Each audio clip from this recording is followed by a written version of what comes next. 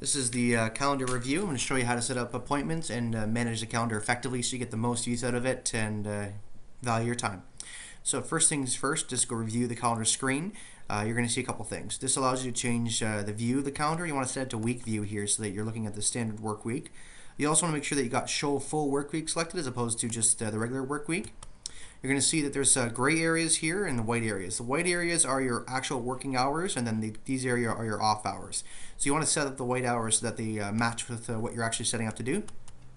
So right now it's set from 9:30 until 5:30, so that's not really a good time. So let's go to Tools up here and then down to Options. And if you don't have the toolbar, just select the option. It should be on your top bar here. It's going to pull up the option window. On here, you want to go to the calendar section. First of all, make sure your default reminder is set, 15 minutes, 30 minutes, whatever you want to set it for. I prefer 30-minute alert for events. Click on calendar options. On the screen, you can customize the work week, so everything that's checked off is a work day.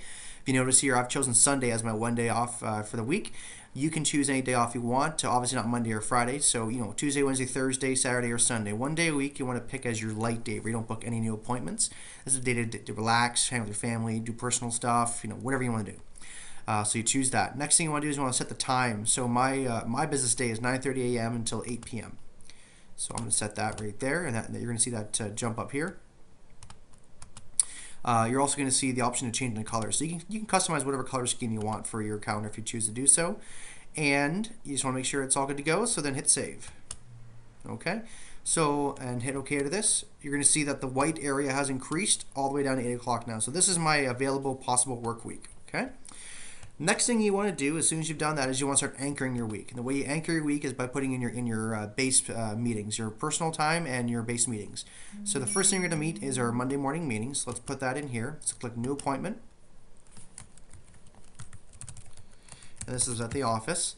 A couple things you want to do. First, you want to make this categorized what the event is. So as you see, I have lots of different categories here. I only use 3 colors for my standard calendar, which is green for office work, yellow for personal, and red for field work. This is just so I can easily at a glance know what I'm doing on my appointment, on my calendar, whether it's on my phone or actually on my laptop.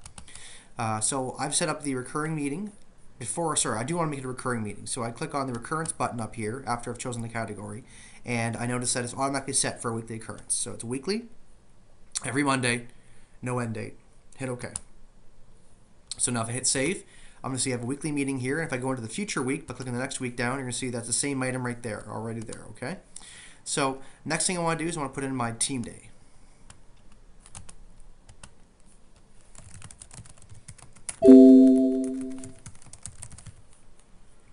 And categorize office work and recurrence. Make this every week, every Friday, nonstop. Okay. And of course, sometimes there are weeks where you have a holiday on Friday or holiday on Monday. On those weeks, we cancel those meetings, but a standard work week is going to look like this. Okay. So now you've created the first thing, which is your anchor. So that's your team days and your Monday morning meetings.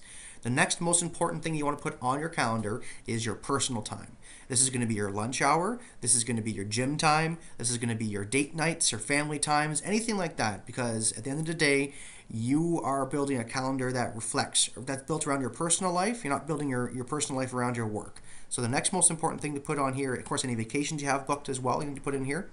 So let's just do a couple standard things. So first things first is we have, I like to do a date night on Friday nights. So I'll just put that in here right here. And this is the personal item. And recurrence, ongoing. So weekly, every Friday, nonstop. Okay? And save. Great. Next thing I want to do is I want to put in my lunch hours. I like to take a nice hour lunch every day, so I can have time to unwind, relax. I can make personal calls. I can meet up with somebody for lunch if I need to. This is just something I like to do personally for myself. It allows me to break up my day. So the morning time I get all my heavy tasks to do, my work time done, and in the evening I have time to myself. Starting in the afternoon I have time to do my appointments and then my time to myself. So let me just set a recurring appointment in. I like to do this every day, Monday to Friday. There we go. And save. So now the personal items right there. Great. Next thing you want to set up is your checklist and paperwork time. Now, some of you might find it easier to do this in the first thing in the morning. Some people might want to do it after hot list or prospecting time. I highly recommend that your morning time is your high level, high productive items. This is your hot list. This is the paperwork. These are the things that you may not always love doing, but it needs to be done when you have the most energy. If you wait until the afternoon to do it, you're going to find that you're simply not going to do it. So, first things first, let's put in some checklist time here. Double click. Okay. And we're going to make this one Tuesday, Wednesday, Thursday, so it's the same time all 3 days. It goes from 9:30, and usually an hour to hour and a half is all you need to get this done properly. And this is going to be office work. Okay, so there we go. Checklist and paperwork done. Next thing you want to structure in here is your hot list time. Again, I would recommend that you give yourself an hour to hour and a half every day to do this here. So let me just start it on Monday.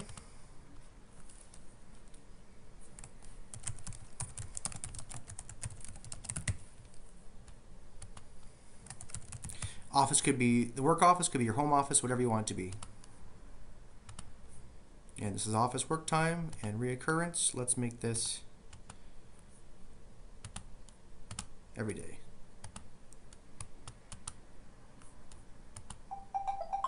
Oh, and if you notice there, this is not exactly the time I want. So if I double click on any of these events, I get this pop up here. Open this occurrence, open this series. The occurrence is just this one appointment, so if you need to make one custom edit to it, you can do it on here. If you want to add notes to remind yourself for tomorrow's work or something like that, you can do that here. If you want to edit the entire series, click edit the series. That opens up this.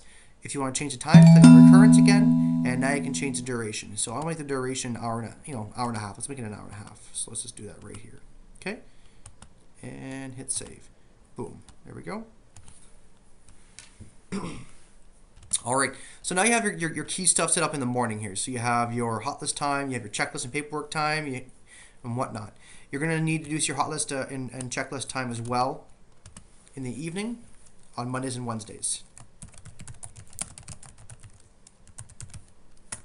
Again, you may find that you prefer to do your checklist and hot list checklist time here and do the hot list on Mondays and Fridays and after lunch. Up to you.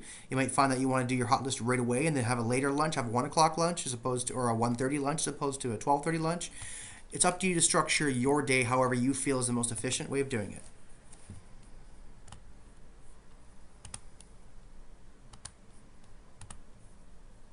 This will just give you a good benchmark of what to set up. Okay, so now we have, again, you have your whole morning structured. You have your meetings. You have your personal time set up. You have your date night right here already set up. If you have like another family event, maybe you have like every Tuesday at 4 o'clock, you meet your kids for basketball or whatever it may be you want to do. You'd structure that in already, so you know that time's booked off. So let's just hypothetical here. Let's just say you're meeting your child at school and for a family day every Tuesday. I'm just setting this in just to give you an idea of kind of how you structure it out.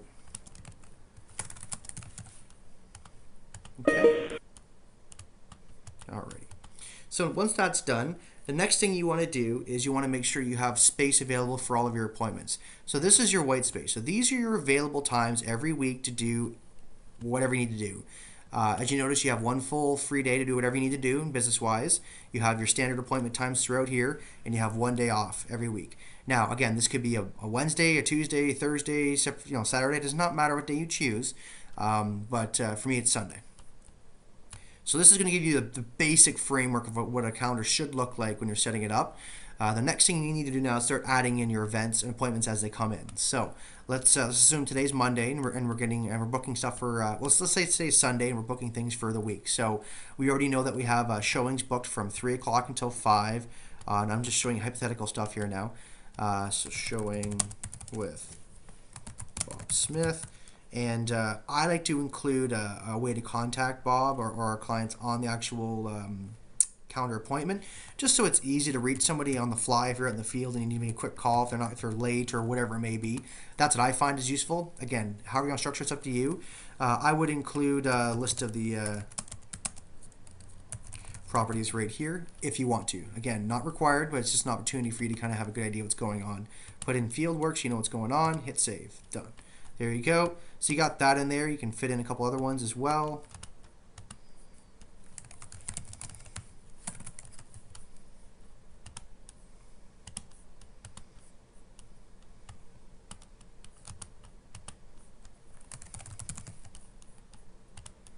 This is to show you kind of what a calendar would look like as you're adding in appointments and doing things. Now, where does your time value come in? It comes in you respecting this space here. You know that this is your available time. This is what you can show properties. If somebody needs to see a house and they're only available to see a house tomorrow at 11 o'clock, so let's say today's Tuesday, and you're talking to your lead that just came in at 2 o'clock in the afternoon or 3 o'clock in the afternoon, and they want to see a place tomorrow at 11 a.m. You do have the ability to move things here if you need to, but I strongly recommend against doing that for at least the first month of setting up a calendar and working the system effectively. The reason why is that it's so easy to say, oh, it's okay, I'll just do like this, and I'll just go like this, and no problem, we'll put an appointment in here. That's easy to do, great. You know, I can do that, excellent, so no problem. And then what's going to happen now is you're going to something's going to happen where this guy, you know, wants to put an offer in. So all of a sudden he wants to do an offer, or he wants more information on the property, or he, you know, maybe takes a little bit longer, or he's late for half an hour and ends up going half an hour later. So all of a sudden you get back to the office and it's now you have this much time to do your hot list, and you're like, oh, it's almost lunchtime, might as well do my lunch. So then you do your lunch and you're like, okay, I'll just do the hot list afterwards. You move the hot list to here, and then all of a sudden 4 o'clock comes around, you're tired, you've been working all day, you're like, I've put a full day in work, I'm not going to do a hot list anymore, and you don't do it. And that's what's going to happen if you do not respect your calendar and do not keep things the way they are. If somebody's asking you to do an appointment at 11 o'clock in the afternoon, your response to them is, I'm sorry, I'm already booked at that time. And that's really important that you just stick to your guns on that. If they're not willing to work with you in regards to timing, they're not a serious buyer. A serious buyer or a serious seller is willing to work with a professional and find a time that works for them. If they're not doing that, they're not respecting your time, they'll have no value of your time, and they will treat you like a minimum wage worker, because that's really what you're doing when you're allowing yourself to simply change your schedule without having any control whatsoever. So I strongly urge you to respect your white space and respect your time that you've already booked.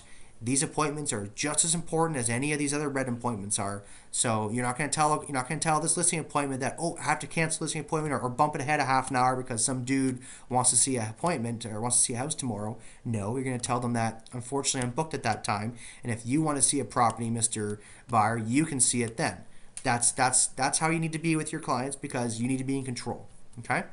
So before I wrap up on this, I just want to point out a couple of symbols here. If you notice, these symbols are all round circles. That means they're exactly as you initially created them with the recurring program. If you see a slash through it, that means that you've gone in and you've actively edited the one occurrence. So that's a regular circle right there. Open up this occurrence right here and just do whatever you want. Hit save, and now you're going to see that there's a line through that one. So this is a good opportunity to have an appointment booked in your calendar with specific notes and lists. So this gives you kind of a good idea of what your calendar should look like, how you should use it. I would strongly recommend one day a week, ideally a Sunday or Saturday, you sit down for 30 minutes and you book out your calendar for each week. If you've created a recurring schedule like this, you're going to see the recurring schedule bleed over into each week going forward. It's going to constantly be there each week, so you're not going to have to worry about, not have to worry about having to reset the base anchor of your week. That's always going to be there. What you would only be playing with would be the appointments on here. So I will leave it up to you to make the changes as needed. And if you need help with accountability in regards to managing and maintaining your calendar, please feel free to approach me. One final point in regards to maintaining your calendar, it's really important that you give yourself time, ample time in between events.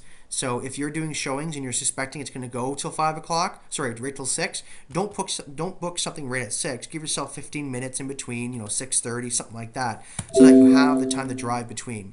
If you are showing up 5 to 10 minutes late per appointment that you're going to, you're not using your calendar effectively and you're not booking your time right. You need to consider in drive time, especially between the hours of 4 and 6 p.m. That's going to be rush hour. Add a half an hour to every drive of everything you have to do, because you're going to have to do it. And if you show up 5 or 6 minutes late to this appointment because you were late with a listing appointment, that buyer's never going to use you because you've disrespected their time by showing up late.